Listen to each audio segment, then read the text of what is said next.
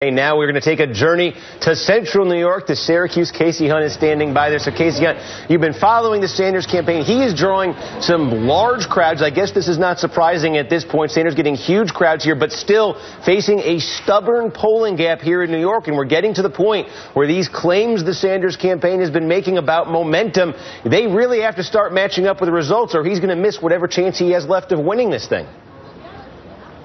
I think that's right, Steve, but I am going to show you here. This is the line already to get into Bernie Sanders' Syracuse event. These guys are going to wait for 5 hours. It's warming up a little bit, but it is still pretty chilly out here. Here's my question for you guys, and this is going to be Bernie Sanders' main problem here in New York. Are you all registered Democrats? Yes. Yes. Yes.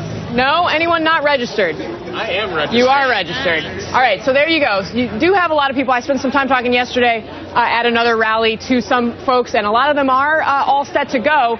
But there is this issue with independent voters. If you didn't change your voter registration earlier this year, you're out of luck if you want to change it now and vote for Bernie Sanders. But I will say, Steve, I think the emerging theme over the course of this week for the Sanders campaign is going to be the fact that New York is really a crucible for him. You're right that he really has to show that he has what it takes here. And I think the question is going to be whether Bernie Sanders himself can continue to stand up to this scrutiny. He's coming under increasing attacks from Secretary Clinton. And, of course, you saw that New York Daily News interview. And also whether or not his campaign can expand to the degree that they need to, or that we would have expected from a campaign that's come this far. And I think a test is going to be this trip he's taking to Vatican City later this week, taking 2 days out of New York, of those critical ones just ahead of the primary. I think there could be some potential conflict and back and forth over whether or not that was the right plan, Steve.